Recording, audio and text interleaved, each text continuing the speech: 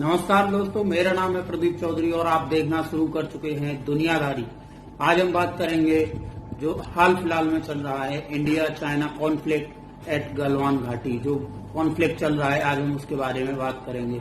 सबसे पहले हम 3 चीजों के बारे में बात करेंगे कि यह कॉन्फ्लिक्ट कहाँ कब कैसे हुआ। दूसरा, चाइना के कॉन्फ्लिक्ट के पीछे के क्या रीजन है, वो ऐसी चीजें क्यों कर रहा है। तीसरी चीज हम इस पर डिस्कस करेंगे कि किस तरह से हम इस कॉन्फ्लिक्ट में चाइना को जवाब देते हैं। तो सबसे पहले हम बात करेंगे कि हुआ क्या था। हुआ ये था कि गलवान घाटी के अंदर इंडिया और चाइना की सबसे पहले एक सुलह हुई थी। इसके अंदर इन दोनों को पीछे हटना था। एक्चुअली इंडिया और चाइना की बॉर्डर जो है वो थोड़ी सी डिफिकल्ट है। इसमें कुछ एरिया ऐसा है जहां पे चाइना भी क्लेम करता है और इंडिया भी। इस वजह से उनकी फौजें उस एरिया में नहीं रहती हैं। दोनों की फौजें उस एरिया को छोड़कर उसके पीछे पीछे रहती हैं। लेकिन चाइना की फौज अगर उस एरिया के अंदर घुसती है तो इंडियन साइड से इंडिया की फौज भी जाती है और दोनों आमने सामने टकराव की स्थिति में आ जाती हैं। और फिर जब बातचीत होती है तो वो दोनों वापस उस जगह पे चली जाती हैं। तो ये जब बातचीत हुई थी इंडिया और चाइना के मेजर्स के बीच में, तो उन्होंने पीछे जाने का फैसला ले लिया था। लेकिन जब इंडियन सोल्जर्स ये कंफर्म करने के लिए गए थे कि क्या वो पीछे गए हैं या नहीं गए हैं, लेकिन जब वो कंफर्म करने के लिए उस एरिया में गए तो उन्हें इंडिया के जो 350 के लगभग सोल्जर्स थे, तो उन्हें चाइनीज के लगभग 1000 से 2000 सैनिकों ने घेर लिया और वहां पे एक लड़ाई शुरू हुई। लेकिन वो चाइनीज जो सैनिक थे वो अपने साथ लोहे की रॉड थी जिसके ऊपर कील ठुकी हुई थी, चोहे वगैरह लगे हुए थे। क्योंकि इंडिया और चाइना के अंदर ये एक एग्रीमेंट है जिसके तहत वो एक दूसरे पर गोलियां नहीं चला सकते। लेकिन पहले तो केवल धक्का मुक्की होती थी, लेकिन इस बार वो कुछ इस तरह के हथियार लाए जिनसे कि भारतीय सैनिकों को नुकसान पहुंचाया जा सकता था। उसके बाद उन दोनों के बीच में लड़ाई हुई और इस लड़ाई में भी भारतीय सैनिक जो है वो शहीद हो गए। और अलग अलग न्यूज एजेंसीज के द्वारा चाइना के भी कुछ कैजुअलिटीज बताई जा रही हैं कि क्या चाइना के 40 के लगभग बता रहा है कोई शहीद हो गए हैं, कोई 120 बता रहा है। लेकिन चाइना ने अभी भी इस नंबर को डिस्क्लोज नहीं किया है। लेकिन उन्होंने ये जरूर कहा है कि हमारी भी कैजुअलिटी हुई है, लेकिन कितनी हुई है, क्या हुआ है, वो अभी तक उसने डिस्क्लोज नहीं किया है। मेरे अनुसार ऐसा इसलिए भी हो सकता है क्योंकि अगर चाइना को ज्यादा नुकसान हुआ होगा तो अगर चाइना ये नंबर डिस्क्लोज करती है तो चाइना की जो पब्लिक है उसके अंदर चाइना की गवर्नमेंट के खिलाफ एक फीलिंग आएगी कि हमारा ज्यादा नुकसान हो गया है, तो वो अपनी गवर्नमेंट की खिंचाई न करते। इसलिए शायद उन्होंने अपना ये नंबर छुपा कर रखा है। तो अब आप कहेंगे कि इस तरह की चीजें जो है होती रहती थी, पहले भी हुई हैं, बॉर्डर इस तरह से बटे हुए हैं, तो चाइना इस तरह की हरकतें अब क्यों कर रहा है जानबूझ करके। तो इसके पीछे पीछे के कई कारण हैं, जिनमें से कुछ 6 या 7 कारणों को मैं डिस्कस करना चाहूंगा अभी। सबसे पहला कारण है कि इंफ्रास्ट्रक्चर। हाल ये समय क्या हुआ है, जो पहले चाइनीज बॉर्डर था वहां पर इंडिया की सड़कें वगैरह नहीं थी, लेकिन इंडियन आर्मी ने पिछले कई वर्षों में लगातार वहां पर इंफ्रास्ट्रक्चर का निर्माण किया है और सड़कें और रोड वगैरह बनाई जा रही हैं। इनसे ये फायदा होगा कि इन आने वाले टाइम में अगर कोई युद्ध या ऐसी स्थिति होती है तो हम अपना सामान या सेना जल्दी से जल्दी और बहुत ज्यादा मात्रा में वहां पहुंचा सकते हैं और चीन का अच्छी तरह से मुकाबला कर सकते हैं। तो चीन इन निर्माणों के खिलाफ लगातार बोल रहा है।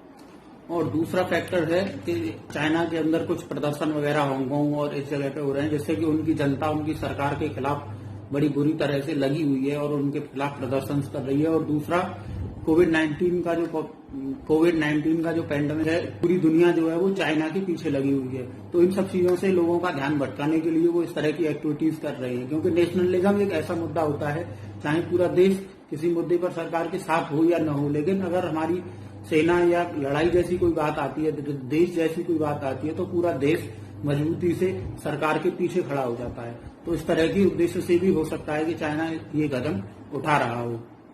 तीसरा मेरा मानना जो है वो ये है कि जो कोविड-19 के बाद बहुत सारे देश जो हैं वो चाइना के पीछे पड़े हुए हैं।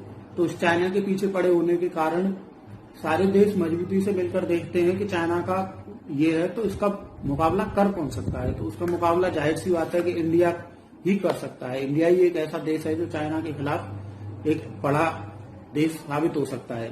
तो सारे जो एंटी चाइना जो भी कंट्रीज हैं वो जाहिर सी बात है कि अब लॉबिंग करेंगे इन सपोर्ट ऑफ इंडिया। वो इंडिया को सपोर्ट करेंगे और एक चाइना का कॉम्पिटिटर इंडिया के रूप में खड़ा करेंगे। तो चाइना ये नहीं चाहता कि उसका कोई कॉम्पिटिटर खड़ा हो इन फ्यूचर। इसके लिए वो इंडिया को अभी से दबाना और प्रेशराइज करना चाहता है, जिससे कि वर्ल्ड में ये मैसेज जाए कि इंडिया मजबूत इतना नहीं है या वो इसको जो सपोर्ट करने से थोड़ा हिचकिचाएं। तीसरा फैक्टर जो मेरी नजर में है वो ये है कि फिलहाल के टाइम पे सारी कंपनी जो है वो चाइना छोड़कर जा रही है। तो कोई भी कंपनी जो छोड़कर जाती है वो ऐसे देश में जाती है जो स्टेबल हो, जहां कोई युद्ध नहीं हो रहा हो, लड़ाई नहीं हो रहा, जिससे कि उनका बिजनेस अच्छी तरह से रन कर सके। तो अगर वो इसके कारण वो चाइना के आसपास के जितने भी देश हैं वो इसी वजह से उनसे लड़ने की कोशिश कर रहा है या ये शो करने की कोशिश कर रहा है कि इन देशों के बीच लड़ाई है या कुछ टेंशन है जिसकी वजह से वहां अनस्टेबिलिटी हो सकती है। तो इस तरह की चीजें शो करके वो उन कंपनीज को अपने यहाँ रखना चाहता है। इस तरह के उद्देश्य के कारण भी चीन इस तरह की हरकतें कर सकता है। और चौथा जो कारण है वो है कि power in South China Sea. South China Sea के अंदर काफी सारे देश जो हैं वो चाइना के खिलाफ मुखर होते जा रहे हैं। तो वो चाहता है कि अगर इंडिया भी इसमें खुलकर कूदता है तो उसको और ज्यादा नुकसान होगा। तो वो इंडिया को यहाँ इंगेज करना चाहता है कि यहीं पर भिड़ता रहे और फिर जब समझौते वगैरह की बात आए तो वो ये शर्त रख दे कि आप साउथ चाइना सी से दूर रहेंगे।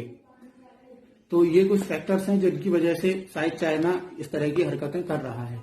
एज अ नेशन इंडिया अब क्या कर सकता है जिससे कि चाइना को अच्छा खासा जवाब दिया जा सके। सबसे पहली चीज हमें करनी पड़ेगी hard emergency powers to our army. कुछ ऐसी पावर्स आर्मी को देनी पड़ेगी जिससे कि वो बहुत ही बड़े और बोल्ड स्टेप्स उठा सके चाइना के अगेंस्ट में। सबसे पहले हमें इनके लिए ये करना होगा कि हमें भी इंडियन आर्मी को उस तरह के वेपन्स देने पड़ेंगे, जैसे कटीले तार हैं, उनसे लिबड़े हुए डंडे हो सकते हैं या रॉड्स हो सकती हैं, और कुछ ऐसे सूट्स हो सकते हैं जो प्रोटेक्टेड हों, जिसपे अगर कोई भी इस तरह का हमला करता है तो वो अफेक्ट न हो। तो उस तरह के सूट अगर इंडियन आर्मी को पहना दिए जाएं जब वो उस क्षेत्र में जाएं और वो इस तरह का हमला करें, इवन गोली भी चला दें, तब भी उन पर कोई भी इफेक्ट न हो। इस तरह के जो है हमें कुछ चीजें इंडियन आर्मी के लिए देनी होंगी। जो दूसरा इंडिया कर सकता है वो है यूएन के अंदर ऐसे मुद्दे उठाए जाएं जिससे कि चाइना को बैक डाउन किया जा सके, जैसे कि उइगर मुस्लिम्स का मुद्दा है, तिब्बत का मुद्दा है, हांगकांग का मुद्दा है, ताइवान का मुद्दा है और चाइना के अंदर ह्यूमन राइट्स का मुद्दा है। जिस तरह से उइगर मुस्लिम पर अत्याचार हो रहे हैं, हांगकांग के अंदर प्रदर्शन हो रहे हैं, ताइवान की जो वन चाइना पॉलिसी है, उस तरह की चीजें हैं। अगर इस तरह के मुद्दों पर इंडिया जो है यूएन के अंदर अब एक प्रमुखता से मुद्दे उठाएगा चाइना के खिलाफ, तो उसके खिलाफ हमें एक अच्छी लॉबिंग का फायदा मिल सकता है जिससे जवाब दे सकते हैं। तीसरी चीज है बाइकॉट चाइना, जो अभी आपने काफी चल भी रहा है इंडिया के अंदर के बाइकॉट चाइना। तो कुछ लोग कहते हैं कि इंडियन गवर्नमेंट सीधा जो है उनको बैन क्यों नहीं कर देती। तो काफी लोग कहते हैं कि कुछ WTA के रूल्स होते हैं इसलिए हम बैन नहीं कर सकते। ये बात बिल्कुल ठीक है कि हम बैन नहीं कर सकते, लेकिन दूसरी चीज हमारी गवर्नमेंट जो है वो कर सकती है, वो है कि हाई टैरिफ्स लगाना। जब चाइना और अमेरिका ट्रेड वॉर हुआ था उसमें यही हुआ था कि अमेरिका ने चाइना की चीजों पर इतने हैवी टैरिफ्स लगा दिए थे कि जो उनकी एक्चुअल कॉस्ट थी उससे वो कई गुना कॉस्ट जो है वो टैरिफ लगा दिए थे, जिससे कि वो एक तरह से इनडायरेक्टली यही हो जाता है कि हम तुम्हारी चीजें नहीं खरीदना चाहते। जैसे कि कोई 100 रुपए की चीज है उसके ऊपर इंडिया लगा दे कि हम 500 रुपए अगर आप इसको यहाँ पे लाएंगे तो इम्पोर्ट ड्यूटी लगा देंगे। तो जाहिर सी बात है कि वो ऑटोमेटिकली उसका प्राइस इतना हो जाएगा कि वो कंपटीशन से बाहर हो जाएगा। और कोई भी ऐसा नियम नहीं है कि कोई भी देश कितना भी इम्पोर्ट ड्यूटी या टैक्स किसी भी देश के ऊपर लगा सकता है। तो अगर हम इस तरह का लगाएंगे तो हम इनडायरेक्टली उन चीजों को बैन कर सकते हैं। उसके बाद अगर वो इंडिया के प्रोडक्ट्स को बैन करते हैं तो इसके बावजूद भी ट्रेड डेफिसिट है, मतलब कि जो अंतर है वो है $56.8 बिलियन का। तो $56.8 बिलियन का हम इनडायरेक्टली उसे नुकसान पहुंचा। चौथी चीज हम कर सकते हैं चाइना के खिलाफ, वो है declare the Taiwan as a independent nation. और मेरा जो पर्सनल मानना है, इंडिपेंडेंट नेशन के साथ साथ ताइवान को चाइना घोषित कर दिया जाए। ये कह दिया जाए कि असली चाइना जो है वो ताइवान है, हम इसी को चाइना की कैटेगरी देते हैं, हम चाइना को चाइना मानते ही नहीं है। असली चाइना हमारे लिए ताइवान है। इससे ये एक बेहतरीन मूव होगा इंडियन गवर्नमेंट के लिए।